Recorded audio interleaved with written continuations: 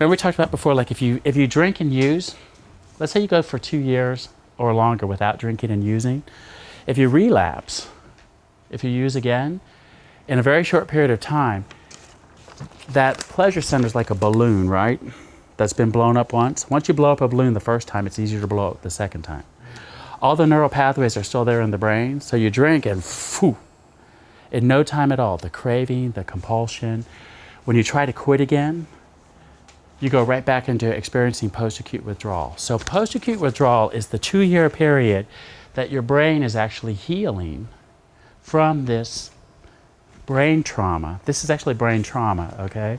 So your brain has had to adapt in order to be able to handle all the extra alcohol and drugs and all that kind of stuff that you've done, okay? So, depending on your drug of choice, my sponsor looked at me and he said, I never heard about brain chemistry. I had been in treatment 8 times by 1985, and I had never heard about brain trauma in treatment.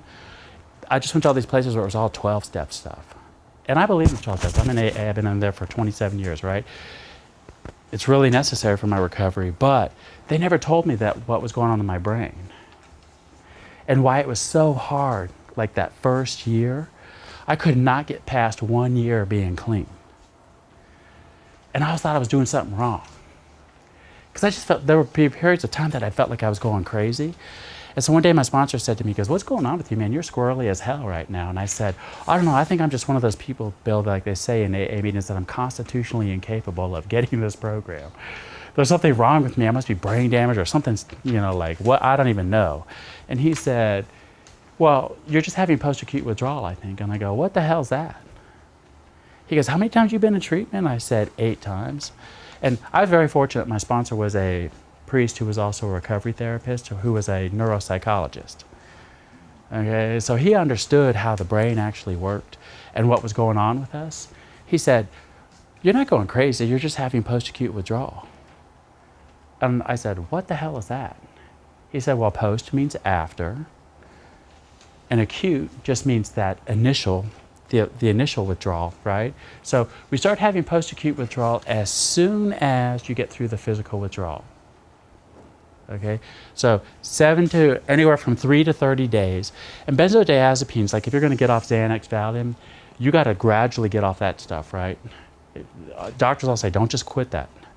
If you quit that, stroke, heart attack, all that kind of stuff. So it can take, that's the longest withdrawal that it takes, okay, for that. Physical withdrawal initially, okay? You know how they all say with pot, there's no physical withdrawal? Have you ever heard that? Like, pot's not physically addicting, okay? Like, you know what I always say to that? I said, get a pothead, have him just go out and buy, an ounce and flush it down the toilet and see what happens. Like a real pothead, okay, like a stoner, you flush that down and see what kind of reaction do they have, okay? Withdrawal isn't just physical, it's also emotional, right? Because if you're attached to your drug,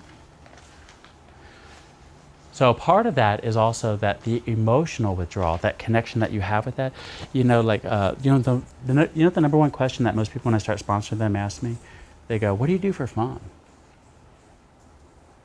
That's our biggest concern. I don't know how to have fun without alcohol or drugs. Life just seems really boring, especially if you're like me. I was 24 when I got sober. So I thought, I'm only 24. I know I got to quit, but God, life's going to be pretty damn boring without alcohol or drugs. All my friends are still using and whatever, so 3 to 30 days. Now, once you get past that, then that's when you usually have your first episode of post-acute withdrawal, okay? So here's what happens. Stress wakes up your pleasure center. Stress releases cortisol and adrenaline into your body, which wakes up your pleasure center, and your pleasure center says, "Feed me. Feed me now. What makes me feel good?" Well, if you drink or use, what happens is that the pleasure center gets bigger, right? So then you got to go through physical withdrawal again, and then the post-acute withdrawal is longer and more severe every time that you relapse. Okay, so that when you go through it again, the symptoms that they talk about here, they're going to be symptoms that you experience or even more severe. Okay, so when the pleasure center gets woken up here, they do CAT scans and show this part of the brain, the cortex and the pleasure center, is like fire red. Okay, this part of the brain here goes blue. It shuts down. Oxygen stops flowing to the thinking part of your brain. You know, the one that says, you know, if you drink and go back in front of the judge, how are you going to explain that to him? Right? Okay. Got to call, you know, everybody, like everybody knows in the halfway house, like who gets in trouble and who doesn't, right? We all know Eric's in jail, right? So his dad called me on the phone and says, hey, how can we help Eric? How can we do whatever? And I said, I can't do anything. You can't either. I always tell people, call me before you drink. If you call me afterwards and you get in trouble, we just have to deal with whatever your consequences are. We have less choices now to deal with, right? So, you know, when Eric drank again, his pleasure center was going. This shuts off here. And it gets much harder to use your tools in recovery, like your safety card that we had. Okay? You can think afterwards, oh, I should have pulled out my safety card, I should have done all these other kind of things. But depending how big your pleasure center is and how shut down this is, it makes it really hard sometimes to even recognize if you're in post-acute withdrawal. Okay, so here are the symptoms. All right. Oh, and the other thing too is that most relapse happens in the first 6 months of recovery, because that's when the pleasure center is at its biggest, okay? And there's a lot of recovery tasks that have to be accomplished. Okay, you don't have a lot of support a lot of times, and you know there's a lot of hoops that you have to jump through a lot of times, like in early recovery, right? You have to start changing your life, doing a lot of things that don't always feel comfortable. So. Yeah, I wouldn't have really started, but can we ask questions? Yeah, yeah. Okay, I got a question for you. Supposing your pleasure center don't give you no pleasure no more when you're doing this. Okay? Yeah. What can you get this? You're using to feel normal then? Okay, that's a whole nother level of addiction. Yeah, it's like I don't get no pleasure. Right, but if you don't have it, you can actually like start to go through all the withdrawal, right? Okay, so like most late stage addicts, we're not using to feel happy. Yeah. We're just using to function and to feel normal. Yeah, I got to the point where I was using just like you said, to feel normal. Yeah. And keep the withdrawals. Yeah, that's late stage addiction when you won't go to work unless you're high. Like Yeah. early like using, like I wouldn't go to work if I was high. Okay. I couldn't do anything. Yeah. because I couldn't mow the grass, couldn't Right. do housework, couldn't go to work. Yeah. People call and go, aren't you supposed to be at work, Chris? And I go, yeah. And then why aren't you at work? And I said, I couldn't get high. They don't want me there if I'm not high. Because I will be an ass. Okay. I cannot function. Yeah, I used to think people liked me more, liked me better when I was high. So Yeah. I wouldn't be friends with being around anybody unless I was high. Yeah. Yeah. That's late stage addiction. When it's more, you're not even drinking and using to feel happy anymore. That's when you're. Well, my situation was totally different. I couldn't go anywhere when I was high. See? You know. And we're all different, right? Some people like are lone drinkers and users. Okay. I think what you mean is we're all coming from the same degree of addiction, but it affects other people in Right. different ways, right? Yeah. So, like I was saying about don't give me pleasure no more, but I'm still doing it. Right. So, Because we're still feeding find this. that, okay? Yeah. We're keeping that feeling normal. Okay. Yeah.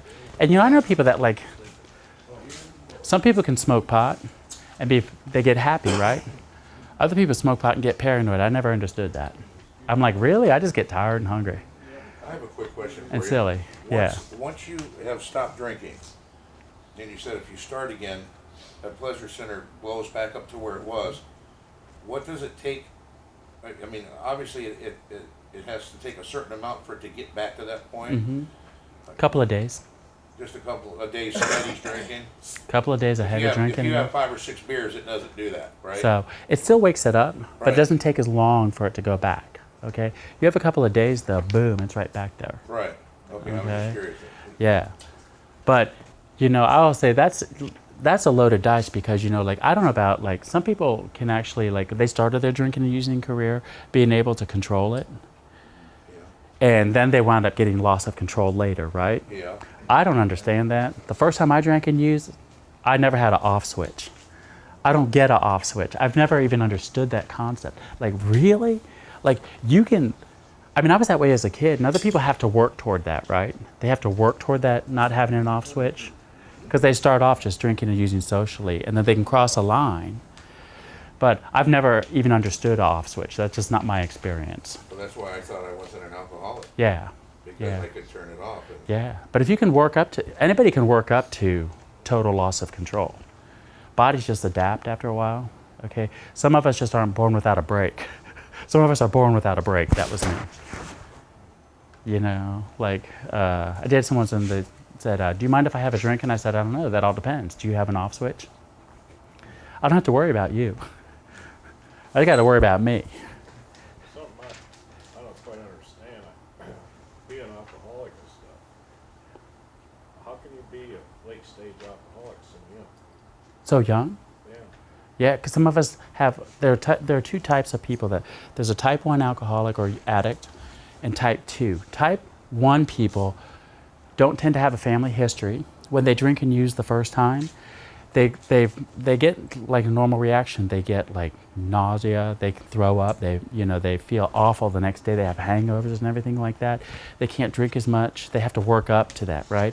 Type 2 alcoholics and addicts, especially men, tend to have a father or male figures that were alcoholic or addicted. The women tend to have females that were.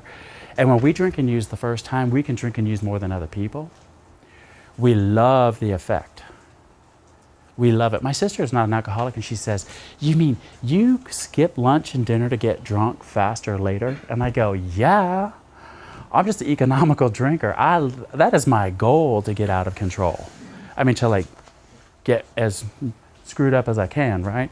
And she's like, I don't like that feeling of being disoriented. She goes, man, when I start feeling that, I got to back off. And I'm like, I said, oh my God, that's my goal. That's the only reason I want to use, man. Are you like, and she's going, that's screwed up. Like, social drinkers don't think like that, Chris. And I'm like, oh, well, then I'm not a social drinker.